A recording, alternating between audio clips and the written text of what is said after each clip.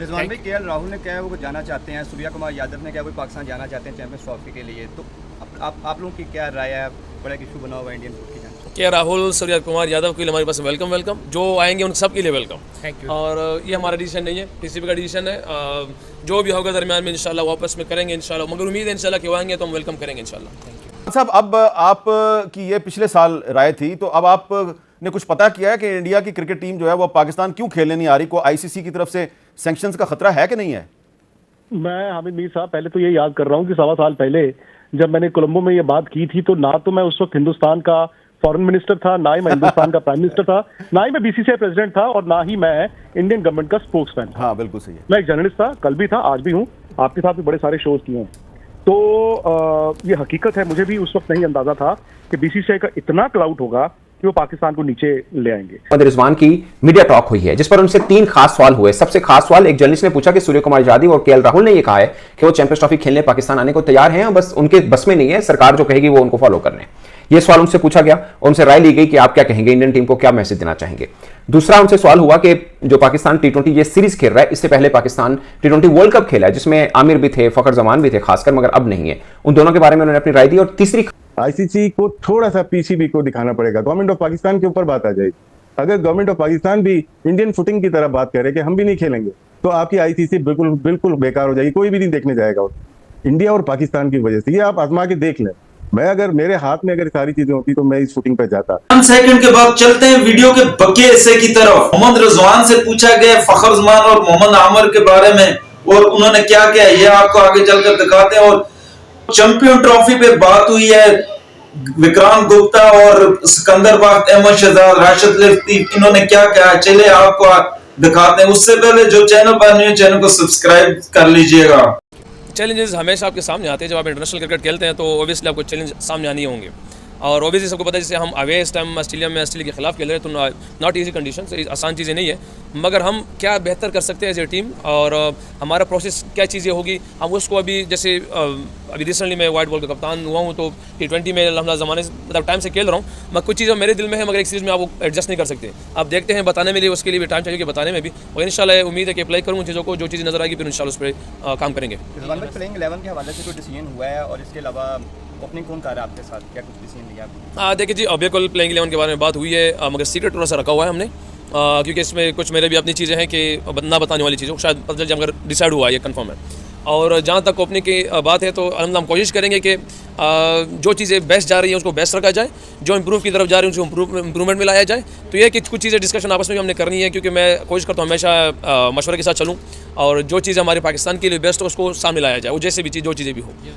Rizwan, T20 world cup हमारी आखिरी compare America में थी, और उससे हमारी परफॉर्मेंस बहुत बुरी रही है। अब उसमें 3-4 प्लेयर्स हैं, जिसमें मिडिल में आपके पास इफ्तिखार थे जो अब पार्ट नहीं है, शादाब थे, इमाद थे, मोहम्मद आमिर पाकिस्तान की टीम के साथ नहीं है।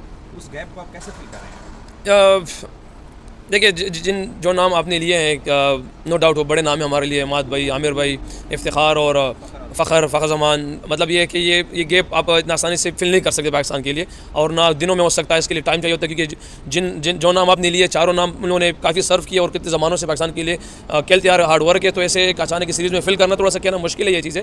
तो उम्मीद है इंशाल्लाह टाइम लगता होगा कि हमारे लिए T20 में, क्योंकि हमारे पास अगर हम लंबी सोच पे देखा जाए तो टाइम हमारे पास है इसमें, मगर बहरहाल फिलहाल हमारा फोकस इस सीरीज़ पे कि किस तरीके से इस सीरीज़ को हम बेस्ट 11 के साथ जाएँ और हमारे पास विन की शक्ल में चीज़ आ जाए। एमसीजी में हमसे गुफ्तगू करते हुए बोला था कि ये पाकिस्तान टीम की जीत हमारे लिए इंपॉर्टेंट है, प्लेयर्स कैरी करना इंपॉर्टेंट नहीं है। तो क्या हसीबुल्ला जो है वो as a wicket keeper batsman या फुल बैट्समैन, या आप एज ए फुल बैट्समैन खेल सकते हैं? ऐसे हिकमत अमली पे गौर कर रहे हैं आप? बिल्कुल बिल्कुल। देखिए, मैं पहले जो मैं पहले कह चुका हूँ अल्हम्दुलिल्लाह, उस पर कभी मतलब ऐसे नहीं है, क्योंकि चीज़ें हमारे लिए प्रायोरिटी पाकिस्तान के लिए, वो जो प्लेयर जहाँ पे फिट हो सकता है, जैसे अभी मैं जैसे कह रहा हूँ कि आपने कहा कि 4 प्लेयर्स नहीं है, तो 4 प्लेयर को फिल करने के लिए बस टाइम चाहिए होगा ओबियसली। तो जो पाकिस्तान के लिए बेस्ट चीज़ें चलती रहेगी इंशाल्लाह, हमारे पास आगे जिम्बाब्वे की सीरीज़ है, ट्राई सीरीज़ है, साउथ अफ्रीका सीरीज़ है, काफ़ी मैचेस है इसमें, तो इसमें इंशाल्लाह चीज़ें सामने आएगी, जो फिर हमारी उम्मीद है कि बेस्ट पाकिस्तान 11 बनेंगे इंशाल्लाह। ख्याल था कि इंडिया नहीं आएगा, आपका ये अंदाज़ा क्यों था? देखिए, एक तो अंदाज़ा ये ज़रूर है कि एशिया कप हो या बायोलेटरल है, उसमें तो बिल्कुल नहीं आएगा, ठीक है ना, उसमें कोई साइनिंग अथॉरिटी नहीं होती।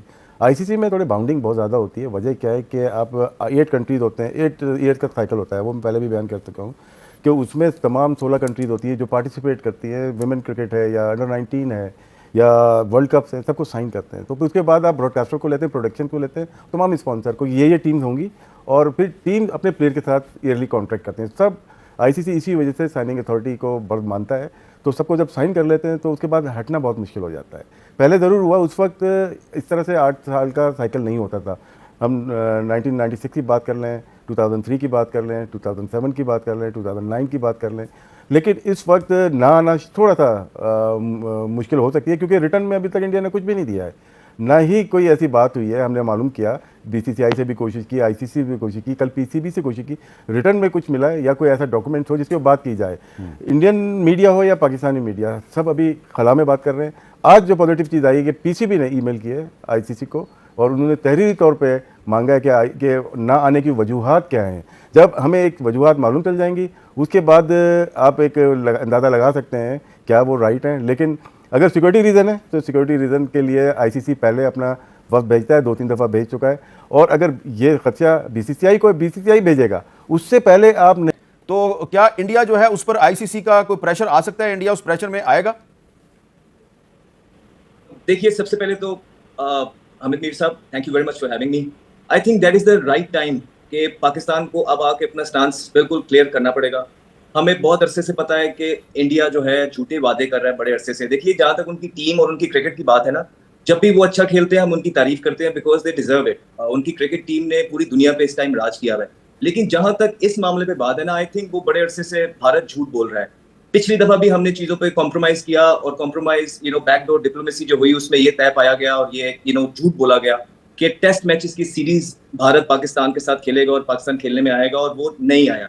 उससे पहले भी इसी तरह की चीजें हम जब पाकिस्तान को कोई भी इस तरह की चीज मिलती थी तो वो कोशिश करता है कि फाइनेंशियली डैमेज करे, और इस दफा तो मतलब कि उन्होंने हद पार कर दी है। पहले थोड़ी सी लेवरेज उनको इसलिए दी जा सकती थी क्योंकि आपको पता है जब हमारा इंसिडेंट पीछे हुआ, बड़े अरसे बाद टीम जो है पाकिस्तान आना स्टार्ट हुई, नजम सेठी साहब की बड़ी काविशें थी उसमें। लेकिन अब प्रॉपर तरीके से दुनिया के सारे बड़े प्लेयर्स और बड़ी टीमें आके पार्टिसिपेट कर गई हुई हैं।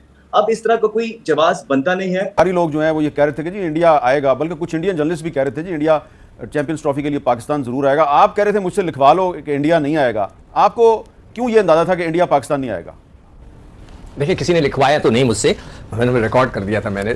इन दोनों ने ना बड़े अच्छा एक्सप्लेन कर दिया है। देखिए, मैं उम्र में आप सब लोगों से बड़ा हूं, मैं कब से इंडिया को फॉलो कर रहा हूं। इंडिया ने कभी भी अपने, पता नहीं उन्हें हमसे क्या पंचायत है कि वो हमेशा क्रिकेट पे आकर जो है ना वो खत्म होती है। और मुझे अभी जो राशिद ने जो बात की है, मुझे ऐसा लगता है कि ऐसी फीलिंग आ रही है कि इंडिया की जो जर्नलिस्ट है उन्होंने एक शोशा छोड़ के देखा है कि अगर ऐसा होगा तो फिर क्या होगा। आई थिंक सो, इसलिए कि ये लोग कह रहे हैं कि अभी तक इंडिया ने कोई खत नहीं लिखा है ऑफिशियली कि जी हम खेलने नहीं आ रहे। तो क्या ये एक शोशा छोड़ के उसका रिजल्ट देख रहे हैं, उसका रिएक्शन देख रहे हैं? तो इस पे तो मैं कहूंगा नकवी साहब से कि आप अपने सख्त किस्म का स्टैंड लेना है। जब ज़का अशरफ साहब थे, मैं उस वक्त बार बार इनको कह रहा था कि मत जाएं, आप बैंक गारंटी लें। मैंने $50 मिलियन की बोली थी कि आपने बैंक गारंटी लेनी है इंडिया से। पाकिस्तान क्यों खेलने नहीं आ रही? को आईसीसी की तरफ से सैंक्शंस का खतरा है कि नहीं है?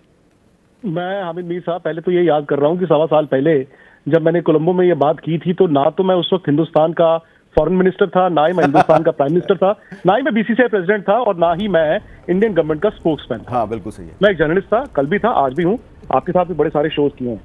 तो ये हकीकत है, मुझे भी उस वक्त नहीं अंदाजा था कि बीसीसीआई का इतना क्लाउड होगा कि वो पाकिस्तान को नीचे ले आएंगे। मैंने सोचा था वाकई यार आईसीसी टूर्नामेंट है, क्यों इंडिया बिल्कुल जाएगा जी, क्योंकि मुझे जर्नलिस्ट ने पूछा कि हम पाकिस्तान देखिए हाइब्रिड करा रहा है यहाँ पे एशिया कप, और हमारी पाकिस्तान की टीम जो है आपके इंडिया में जा रही है वर्ल्ड कप खेलने। तो मैंने कहा हाँ जी बिल्कुल जी, आईसीसी टूर्नामेंट है, जाएंगे। तो उसमें या तो मैंने उस वक्त ये कहा होता कि नहीं जाते जाओ, तो आप वो क्लिप चलाते। मैंने तो उस वक्त कहा था जाना चाहिए, बिल्कुल जाएंगे। सैंक्शंस तो मैंने फिर ये भी बोला था। सुरील कुमार यादव का क्लिप मैंने भी देखा, शायद पाकिस्तानी फैन है, उनसे पूछ रहे हैं कि आप पाकिस्तान क्यों नहीं आते। उन्होंने बोला यार हमारा भैया क्या मसला है, मतलब सरकार कहेगी तो हम चले जाएंगे। मुझे लगता है किसी क्रिकेटर से यूं मतलब कहीं अगर फिर रहे हो तो पूछना लॉजिक नहीं बनता। हाँ, प्रेस कॉन्फ्रेंस हो रही है तो ठीक है। वैसे भी मुझे लगता है कि उन क्रिकेटर्स का कसूर तो है नहीं।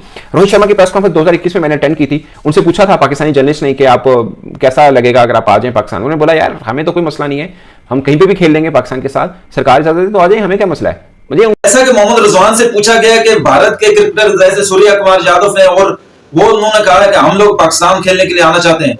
लेकिन अगर बात की जाए ना क्रिकेटर, इनमें इसके अंदर क्रिकेटर का कोई कसूर नहीं है।